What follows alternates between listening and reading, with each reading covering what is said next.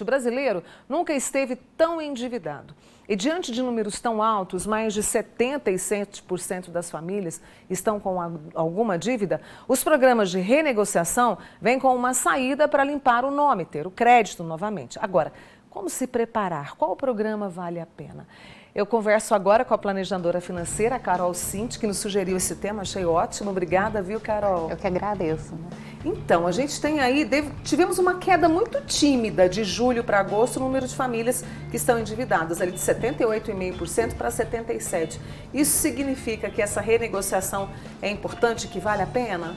Eu acho que vale, né? Se a gente pegar até os dados do governo mesmo, né? Só com essa primeira fase, com um pouco mais de um mês de programa, teve brasileiros, né, com dívida bancária abaixo de R$100 já tiveram o nome limpo, né? Então isso permite que eles voltem ao mercado, né? De uma certa maneira, volta a ter uma dignidade.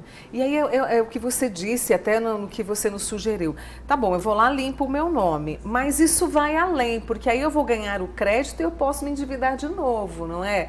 Como é que é isso, assim? Porque limpou, pronto, vou lá, faço uma nova dívida e parece que vira um ciclo, né? E é interessante que a pessoa fica mesmo numa encruzilhada, né? Porque normalmente, quando a gente está atendendo alguma pessoa que está com dívida, às vezes ela precisa do nome dela limpo justamente para poder ter uma renegociação de crédito que caiba melhor no orçamento. E aí, se ela está com o nome restringido, fica aquela situação que eu não consigo resolver de uma maneira nem outra. Mas, de certo modo, como as pessoas vão para ficar logo livre da dívida, né? Porque é uma situação incômoda, né? Elas querem se virar logo, elas acabam aceitando a primeira oportunidade que aparece assim de parcela, libera o crédito, às vezes libera o nome, libera às vezes o crédito e aí ela começa a entrar num círculo novamente. Como é que eu sei que de repente a renegociação vai ser vantajosa? Isso é um alerta que você faz, né? Porque ela aceita ali de primeiro e pronto. Como é que eu sei se vai valer a pena? É interessante que, tipo assim, normalmente as pessoas quando elas estão com dívida, ela liga, né, na instituição, eles fazem algum acordo, coloca, por exemplo, desconto, diminui às vezes taxa de juros, né, oferece prazos maiores, no que ela vê aquela vantagem, ela vai e aceita. Onde que está o problema? É que ela não olhou para o orçamento dela, ela não conseguiu olhar quanto que realmente ela consegue se comprometer com aquela dívida, né? Então ela acaba aceitando no impulso, muitas vezes até usa, porque eles às vezes acabam pedindo uma entrada, até usam um dinheiro que está lá disponível, por exemplo, para pagar aquela conta, mas às vezes aquele dinheiro era da conta da luz, da conta da água, alguma outra conta que ia vencer naquele mês, e é um dos motivos que a pessoa acaba se endividando novamente. Hoje, quando a gente fala de dívida do brasileiro, né, o que mais? É o cartão de crédito ainda? O que mais? A parte que eu acho mais triste, tipo assim, se a gente pegar um pouquinho antes da pandemia, as maiores dívidas do brasileiro era o cartão de crédito, era o cheque especial e aí começava, por exemplo, financiamento de carro, né? Justamente por essa questão. Às vezes eu me preparo para poder absorver aquela parcela do carro, mas eu não conto com tudo que vem preparado, né? Que vou ter que pagar imposto sobre o veículo, às vezes um seguro de veículo, combustível, né? E isso acaba se atrapalhando. Mas, infelizmente, o crescimento que a gente teve de dívida foi por conta da pandemia. Então, tem muitos brasileiros endividados por conta básica mesmo, né? Pela baixa de renda e falta de emprego. Então, aí se torna mais essencial que trabalhemos uma educação financeira para não ter esse tipo de situação, porque isso mexe inclusive com a saúde emocional e mental, né? Muito, muito. Se a gente pegar, tipo assim, hoje, quando eles pegam uma pesquisa na pessoa que está com dívida, né, gera uma série de transtornos. As pessoas estão com insônia, já se sente culpa, envergonhado, não dorme bem, aí altera o humor, briga nos relacionamentos, perde produtividade no trabalho e aí começa todo um desencadeamento. A gente tem muitos financiamentos, assim, eu tenho que tomar cuidado, né? Você falou de financiamento do carro, muita gente tem financiamento na casa. Como é que eu faço essas contas, né? Para não perder, inclusive, esse bem que eu estou lutando para tê-lo. Sim, isso é até interessante que quando a gente, por exemplo, está fazendo essa questão de risco, é muito comum a gente ouvir as pessoas sugerirem, tipo assim, elimina as dívidas mais caras primeiros, né, como juros de cheque especial e cartão de crédito. Mas tem muitas vezes que tem outros riscos estabelecidos, né, quando eu estou no financiamento do carro, quando eu estou no financiamento imobiliário, aquele bem dado em garantia, ele pode estar correndo risco, né. Então é importante eu olhar para o meu orçamento, né, quando a gente está falando de preparar de dívida, é importante a pessoa olhar para o orçamento dela, primeiro entender quanto que ela ganha, o que ela tem de receita e quais que são as contas básicas que ela precisa para viver.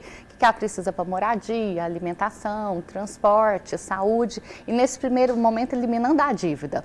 Com base nessa diferença, aí sim ela vai ver o que a gente chama de capacidade de poupança ou de pagamento, e ali vai ser uma primeira referência do que ela tem de disponível para estar absorvendo ou essas dívidas atrasadas ou novos compromissos que ela planeja, né, que ela tem objetivo para ela. A gente sempre traz esse tipo de informação importante, né, essa saúde financeira. Onde é que está o erro? É o medo de olhar para esse orçamento? É a falta de agilidade para lidar com, habilidade para lidar com as contas? Onde é que está o erro? A gente sempre olha, tipo assim, que pode ter uma questão comportamental, mas também falta um repertório de educação financeira, né? Se a gente pensar no nosso país, a gente tem uma questão com dinheiro, né? A gente acha que matemática é difícil, que dinheiro é sujo, tem crenças negativas, a gente não tem uma certa familiaridade, ou que dinheiro, tipo assim, é coisa de sucesso, ou dinheiro pode ser coisa de falcatrua, de ladrão. Então, dependendo de qual que é a relação que a gente tem com o dinheiro, a gente já cria um bloqueio, né? Mas, paralelo a isso, falta sim uma questão de repertório. Né? A gente não é ensinado nem nas nossas casas, às vezes nem na escola, a cuidar dessa questão do orçamento, né? Eu entender direito como que eu planejo, como que eu me programo para poder contar com essas dívidas, né? E antes, quando a gente falava que a gente mexia com dinheiro, de uma certa maneira, quando o dinheiro era concreto, né? Ele era físico, de uma certa maneira tem o gasto, tem no gasto, né? No que foram vindo essas novas modalidades de crédito, né, do cartão, tudo, eu começo a perder um pouquinho dessa noção do que eu tenho, né? E aí eu faço a conta pela parcela e não pelo montante. Pelo montante. Hoje, quais os programas que a gente tem, assim, que são interessantes para as pessoas que estão devendo? A gente tem do governo, né? Tipo assim, agora o governo está com o Desenrola Brasil, né? Isso, Desenrola Brasil. O Desenrola Brasil, que eles lançaram agora em julho, justamente por do que veio da pandemia, né? Esse reflexo que teve da pandemia com as pessoas inadimplentes, que ele quer justamente limpar o nome dessas pessoas, incentivarem elas a voltarem no crédito. E tem também a Febraban, né? Que é a Associação dos Bancos, ela promove normalmente março e novembro, também elas fazem um mutirão de dívidas, né? Eles entram em parcerias com as instituições bancárias, tudo para poder promover esse tipo de evento, incentivar as pessoas a irem atrás dessa renegociação. Uma coisa que é interessante, que tanto a Febraban tem o site do Meu Bolso em Dia, né, para a pessoa conseguir fazer ir nessa plataforma, entender o que é o orçamento dela, qual que é o índice de saúde financeira dela, né, e poder começar essa educação financeira, ter uma trilha. E tem a expectativa também que para essa nova fase do Desenrola de setembro, vai vir também uma plataforma de educação financeira para a pessoa se preparar antes de fazer essa negociação. Isso é muito importante porque é o caminho dessa educação, dessa consciência, para não ter problema no futuro, né? E envolver também a família como um todo. Sim, e é interessante porque assim, quando a gente faz esse primeiro diagnóstico com a pessoa, muitas vezes a pessoa que está com dívida, a gente tem que ajudar ela a suportar estar com essa dívida, né? Ela entender um pouquinho o que é os recursos que ela tem de receita, possibilidade de fazer renda extra, o que ela pode ter de curto de gasto e conseguir suportar essa dívida. Porque quando ela faz o orçamento, ela pode se deparar com 3 cenários, né? Ela pode descobrir que de repente no curto prazo ela consegue juntar um dinheiro ou vai vir uma renda extra e consegue fazer esse pagamento à vista e já fica livre, né, e com um orçamento mais disponível. Outra coisa também, às vezes a pessoa fica nessa ansiedade de querer quitar a dívida, mas o melhor para ela é alongar, é entrar numa parcela, por mais que pareça doloroso, né, às vezes aquela parcela fica incomodando, toda hora se aparece um imprevisto, ela fica sempre no risco de estar endividada novamente. Então, o mais interessante para ela é que ela alongue, né, que ela consiga prazos mais longos para poder ter uma parcela menor e ela caber melhor no fluxo no orçamento. E tem o terceiro caso, que às vezes quando a pessoa está superendividada.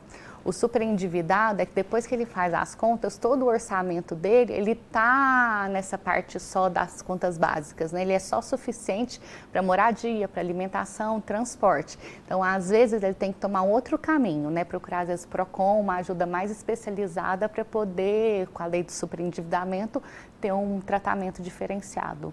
Eu tenho aqui, olha, o nosso tempo está quase terminando, mas deixa eu trazer um amigo meu aqui, uma amiga que tem uma dívida na Caixa e no outro dia o meu nome estava negativado ainda. Como é que é esse processo? Quer dizer, eu paguei, o nome fica limpo na mesma hora, ou é preciso algum momento? Não, eu imagino, tipo assim, isso deve ser uns 2, 3 dias a pessoa tem. Uma vez que ela negociou a dívida, dependendo do qual foi a combinação com a instituição bancária, se ela teve que dar uma entrada ou se eles deram um prazo para essa primeira parcela, eu acho que nos primeiros 2, 3 dias esse nome tem que ser liberado do SPC ou do Serasa.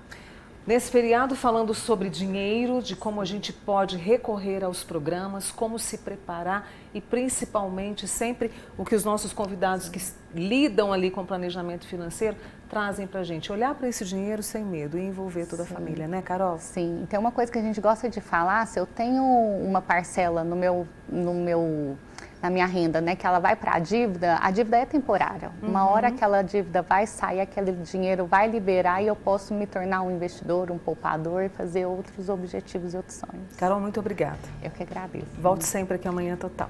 Com prazer. Tá bom? Carol Cinti, ela que é planejadora financeira e aqui com a gente hoje nesse feriado, tá?